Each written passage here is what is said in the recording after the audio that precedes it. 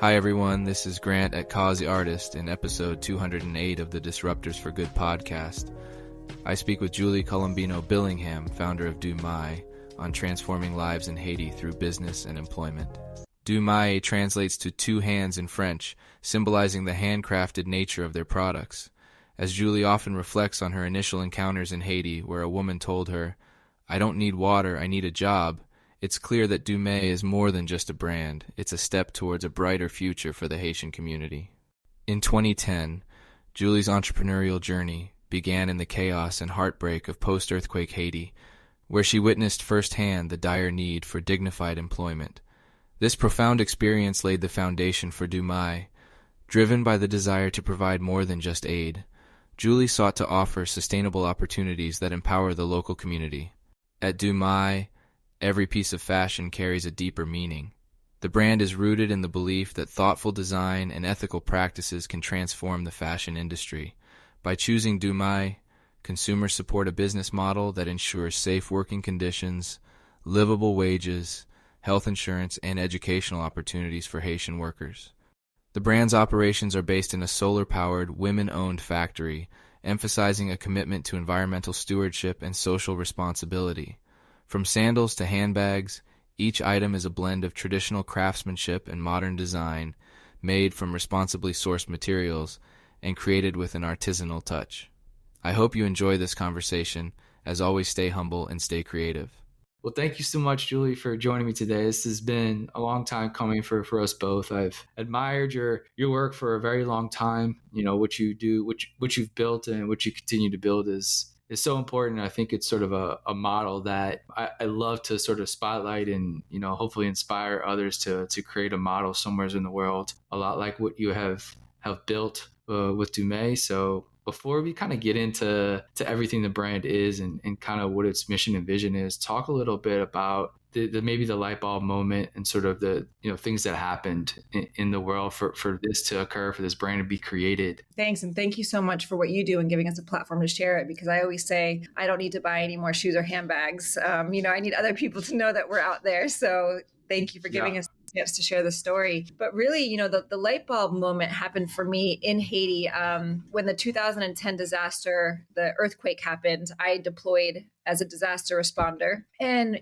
for the first few weeks after the earthquake, like everybody else, handing out tents and water bottles and, just trying to do emergency crisis management. But the people of Haiti, particularly the women of Haiti, pressed upon me that was short-term relief. And although short-term is needed after an emergency, they were focused on the long-term development of their country, because long before the earthquake, poverty plagued them. Without having any economic opportunities for growth, people suffered, families suffered. And, the women just continually asked me for jobs. And it was humbling. Yeah. And I didn't go to business school. I mean, I've since that time gone to business school, but at the back in the day, I was a charity worker. I had a master's in nonprofit management. I had worked for some of the large charities like United Way and Red Cross. I didn't think about long-term development in that way. And so they kind of made me flip everything that I thought I knew and everything that I thought I wanted to be in this world, and helped me, see a greater light, see a greater future for all of us. And so we built this company together in hopes, like you said, that other people would do things like this. Other people would have businesses like ours. People would buy from businesses like ours, and really focus on the economic freedom of people globally, particularly, marginalized people, to give them an opportunity to provide for themselves and their families, because that is really what dignity is all about. You have also an amazing story from that time is you met your husband, right? In this sort of same, out of, absolute disaster, becomes beauty of both love and, a brand that has impacted a lot of people's lives. But I guess talk about, that moment in time, meeting him and now he's sort of doing a lot of amazing things with the brand as well. I guess talk about how, you guys met there in that sort of crazy moment in time. What was that spark of the relationship like? It was so strange because I would say you certainly aren't there looking for love. I mean, we were sleeping in tents. I mean, the illnesses that we were all getting. I mean, there's so much vomit and diarrhea. I feel like you don't think about romance when you think about Sure. disaster Yeah. response. I always say I was like at my grossest. I wouldn't shower for days on it, weeks on end. I mean, it was a really crazy time. But meeting Billy was really amazing. He was there.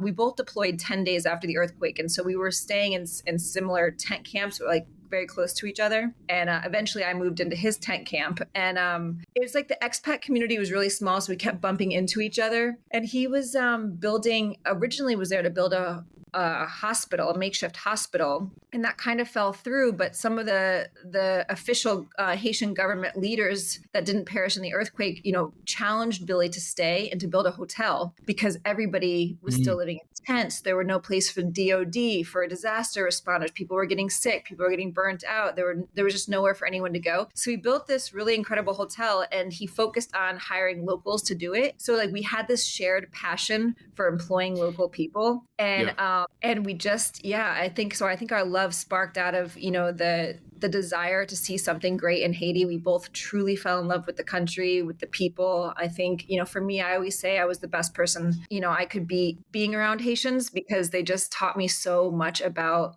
community, about family, perseverance, like all these things that I just thought were so brave. And Billy was the same. And so we were able to work together. And now, 15 years later, Billy's life has taken a huge turn. He's now on television and doing all these really amazing things, but so he's not in Haiti the same way he was 15 years ago. He lived there for a few years, but now he wants to use his platform, his fame, to continue to highlight the things that we built in Haiti because he believes in it. He helped build it, and so he trusts it. And I think, a lot of NGOs and nonprofits and charities, without getting too into it, there's bad things that happen. There's money misappropriation, resource misappropriation that hurts all of us. And so we built an organization that would be completely transparent. So we have a nonprofit called Rebuild Globally that focuses on education and job training. And Billy helps, we haven't been there in 18 months because of the gang wars right now. But prior to that, we would be in Haiti about every 6 weeks, and he would teach a lot of life skills to our students, first aid, medical, just doing different projects. He really liked to be hands-on. And then from the education and job training, really how Deux Mains came about was that we realized there were no jobs to be had. So we had this organization because our charity came first, and people would graduate, and then kids would go to college, and but there was like nothing there for anyone to do job wise. And so that's why we built the factory. And that's kind of our turnkey solution to fighting poverty is the education is in place, the job training.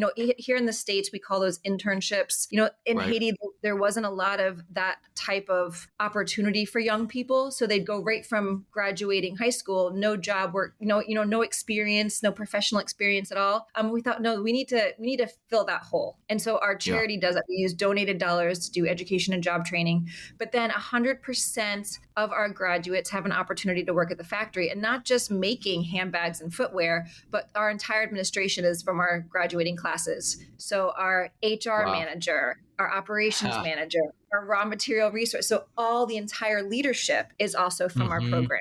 Some of these kids, they are the best in the class, and maybe it wasn't their passion to become a craftsman or woman. Their passion was admin or we have doctors, we have lawyers. Some have left us completely, which is also amazing. But those that have stayed, some of them are on the floor with incredibly talented craftspeople. Some lead teams, and then the rest run the admin of the whole place. So when you try to explain what Deux Mains is, like, how do you encompass it? Do you say it's like a fashion brand? Do you say it's like an apparel brand? Like, I guess when somebody asks you, it's always a weird question when somebody asks you like what you do or what your brand does. Like, how do you encapsulate the mission and vision and sort of what it does? Because it's like, it is like, a fashion brand or apparel brand or accessory brand, right? But it's like, you say that, it doesn't really encompass the 360 sort of everything involved. So I guess how do you talk to people about it and explain it to them?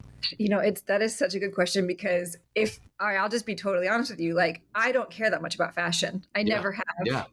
Like handbag design and some of these things that have happened are like, I've learned to love them and learned to appreciate what they can do, but I care about job creation. and I care about economic freedom, particularly for women in Haiti. And so, yeah, you don't really say that often because people don't Yeah. really get it. And what I've had to learn, I've had to change myself, because my American persona, like when I lived in Haiti, I felt okay to talk about these things because people were in Haiti, they were seeing and experiencing it. But here in the States or in the UK, when my husband's British, so when we live in the UK half the time, having these conversations, is a little bit strange. It feels out of place, and people are more excited by Right. my celebrity husband and our fashion brand. It Yep. almost feels Yep. like that's what's more of accepted conversation. And at the end of the day, I had to learn whatever gets people to that website and gets them to buy. Yes. That's Yes. my job. So be it. Yep. I'm a saleswoman. That's, if that's not my passion, isn't like, but every time I hear that cha-ching from Shopify, yes, I do a little like backflip in my mind because I'm so excited. But what I really think about is, like, for example, last week we hired 6 new people. And for me, I mean, in the middle of That's everything. Yeah, that's everything. it's everything. We had to, we haven't touched on this a lot, but there is, Haiti is plagued with gang wars right now. The different statistics are saying different things, but it looks, between 80 and 95% of the country is run by gangs. People are living in utter fear. It costs me 3 times more to run my business today than it did 24 months ago, because everything is owned by gangs. Everything is more expensive. We don't have access to things. There's no importing, so it's really, really expensive. The cost of living for people is extremely high in a place where inflation was already a huge crisis. So people are really suffering, and running a business isn't easy, but it is, again, the fact. So we closed for 5 weeks. Sorry, we closed for 5 weeks. And I mean, I got a call from my leadership team, and they just said, we can't do this. Like, we're going to sit in our homes and be scared, or we're going to walk to work and be scared. But the fact that our factory is solar powered meant that people could charge their phones, listen to the radio, have access to clean water. So the factory in itself is this like beacon of light. Yeah. It's this hub because, we made the choice, not for like eco reasons, to be totally honest. We chose it because petrol has always been an issue in Haiti. And so making our factory solar powered 5 years ago was the best decision we ever made. Yes, it's an eco. Yes, hey, that's great, but it's also mandatory because the cost of petrol. At one point, Grant, we were paying $33 a gallon for petrol because the gangs were owned all the. I know it's outrageous. You had mentioned one thing. Oh, go ahead. No, please. I could just keep blabbing on if you let me. Yeah, I mean, no, you had mentioned, when we were chatting before, is like, we see darkness and devastation, but you had mentioned like a silver lining that sort of came out of all this is importing stuff into Haiti as through the cargo stuff has kind of stopped, and the factory's been able to sort of supply the school sort of uniforms in a way that it hadn't before. I guess talk about a little bit about that. Yeah, that sort of silver lining through all this. Yeah. So, I think the thing about our factory and our brand is that we've always been really gritty. Like, for example, when COVID hit, the government mandated we close our we only were able to operate at 30% capacity, but we couldn't make handbags at that time. So what we did was we got all the contracts to make masks for the hospitals and local NGOs. And it was like, like our Haitian leadership team is so in tune with what's going on and what we can do as a factory to keep this business open. They've always been really genius about those types of things. So, we survived COVID and we survived this pandemic in, the poorest country in the Western Hemisphere. And then the president is assassinated, a year later, and then gangs take over. And so it's like all these different things were happening. And what the leadership team saw was that a lot of NGOs, missions, and charities import school shoes because Haitian children have to wear a particular uniform and school shoes to go to school. And so a lot of people maybe have participated in this. You will do a shoe drive at your church or your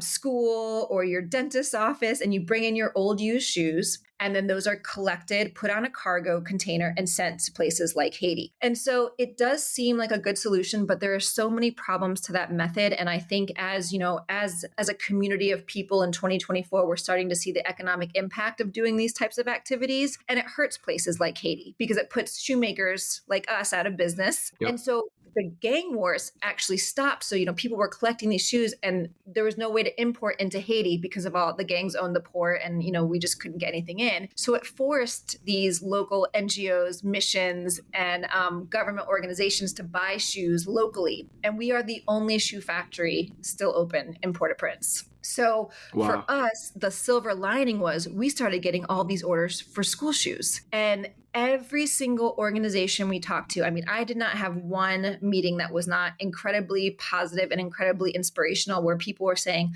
I've always wanted to buy locally. I know the economic impact of buying locally. And I want my kids to have brand new shoes. I want my kids to have shoes that fit their feet. You would see these, you've seen the videos with the kids wearing broken flip-flops, and tennis shoes that don't fit them and the whole thing. So now thousands of children in Haiti are getting a brand new pair of leather shoes that are approved by the Haitian government. They're, a Haitian pattern and design.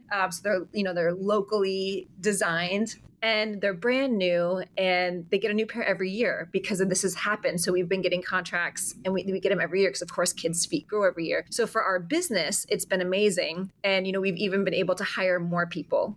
So just past last week, hired 6 new shoemakers for our team. And every job in Haiti, they say with a living wage paycheck, of course, feeds and supports 8 to 10 other people. So the economic impact of each hire is huge. It's huge for the families. It's huge for communities. It's great for our business. And we just really hope, there's millions of kids in Haiti that go to school, and most of them are paid for by missions, NGOs, non-governmental organizations, that those organizations would buy shoes made in Haiti from Deux Mains. And, we would get brand new school shoes on all these kids' feet. It would help the country. It would create more jobs, and it would put shoes on these kids' feet. And so that's kind of been, since all of this terrible crisis has happened, this has been our push and our goal.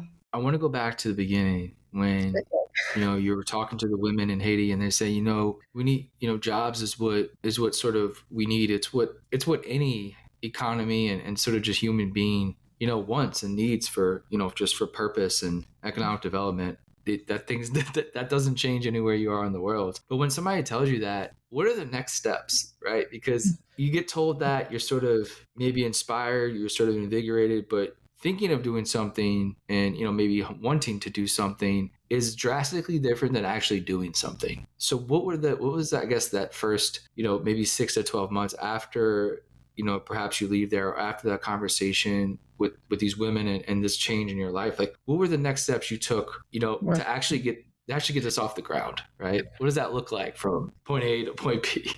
So I feel like, like all people, we have certain things that happen in our life that lead us into a particular direction. And so for me, in 2006, I was in Malawi, Africa, and I was on a bus that caught on fire. This is a true story. The bus literally caught on fire, and we all got off the bus and we were waiting for hours. And as we were waiting, I see these men making sandals out of tires. And so they were very rustic, very, rough shoes made out of tires. This was in 2006. Had that experience, always told the story about the fire, never really thought about the shoemakers. And then, come 2010, I'm in post-earthquake Haiti. People are burning tires. So, what happens is, we don't have waste management. So people would take tires and put like 6 tires up on a almost like a pedestal, put their trash inside and set it on fire. It was waste management. So like you're seeing this all over the place. People like cleaning up their areas by putting waste inside tires and lighting them on fire. And I just had this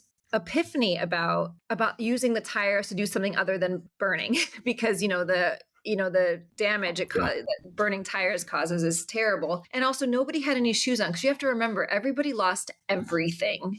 Every single thing collapsed. So people didn't have shoes or cars or homes. There was literally nothing. And so you'd see kids walking around barefoot. And so I had this idea to copy the idea from Africa and make sandals out of tires. And that's really how rudimentary it was. It was something that happened 4 years prior that never really thought twice about. Then I start Googling and researching how to make tires out of sandals out of tires. And you just start, thank God for Google, you find all these like different things. And I found these 4 women that I came in contact with and just said, do you guys want to do this with me?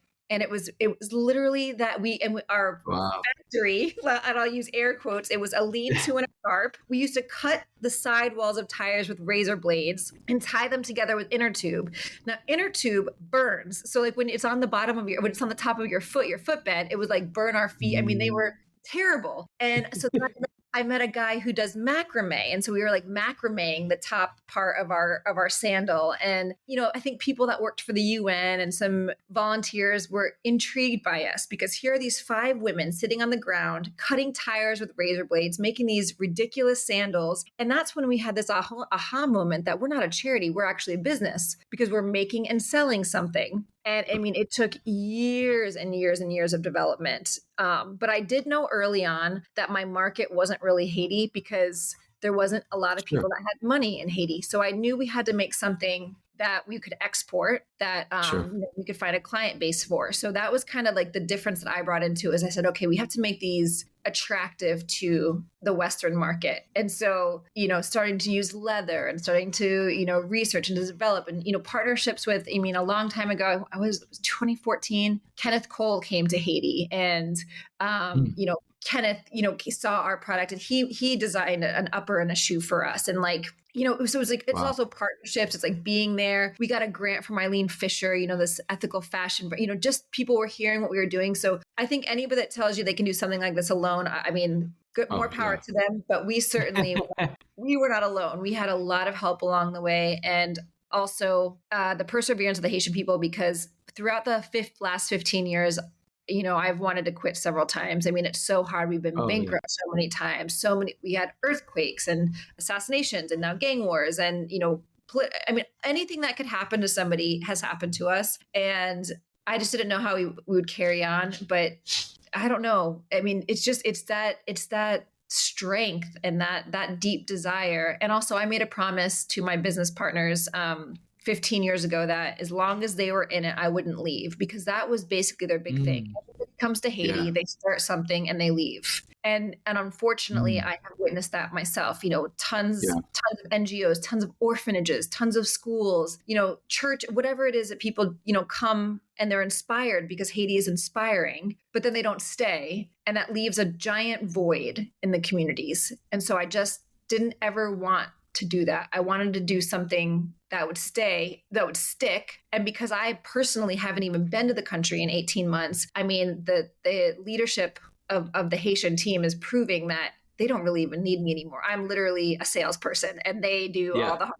work. So I feel mission accomplished because I wanted them to own and run and manage everything. And they do spectacularly. And none of us on the team really ever went to design school or marketing. It's amazing how it just kind of happens. But it's amazing how there's little assistance along the way, whether it's, Kenneth Cole or whether it's, some type of partner, or whether there's these things that keep you motivated. And like when you're at your lowest, I mean, I've had this with cause artists many a times I wanted to just like, I don't have the time anymore. I want to stop it. Like, and then I get an email from somebody, right? Or I'll get, something that, thanking or appreciative or like, hey, I bought this because I saw this. Like, I was like, all right, like that helps keep me motivated when, people say things like that. And it keeps you just keep going one more day. And all of a sudden it's 10 years, right? All of a sudden it's, you go from a makeshift, quote unquote factory to an actual factory, Yeah. And so like those are things that are just, so special. And I always tell people that don't ever give that little, if you give a little review or you shoot an email, like you don't know how much that means to people. If you just buy a pair of sandals, like it means a lot more than you think it means. And so those things have just kept me motivated and inspired. And I can see that these little things along the way, these little bricks to build the house, just come along every so now and then. It seems like when you're at your lowest, something happens that keeps you afloat, and it matters everything. But I wanted to say something about the sandals. Okay. You started with that, but it seems like you used the idea of taking the let's call it, parts of a tire or rubber from a tire to create the leather for purses and other accessories. I guess talk about the utilization of like a tire. not Well, just using the sandals. So the tires were just the sole of the sandal, and we used leather. So Gotcha. there is a meat industry in Haiti, and so we used the leather from the meat industry. Originally, we were Sure. just using Haitian leather, and the handbags and that side of it came because with sandals we found we had a season. We could sell sandals in the summer, especially because most of our clients were so we had like a season, but we needed to keep 50 employees going 12 months Yeah. out of the year. And not everybody was a good sandal maker. And so we met this young, inspiring artist, Michel, who is our handbag lead, who just is so passionate about making. His father was a handbag maker. And so basically, he opened up this whole new line of business for Deux Mains where, he was making these gorgeous handbags and small leather goods. And, he came in and taught other people and, grew his own team. So we have, I think we're up to like 15 people on the handbag team now. And we export them just,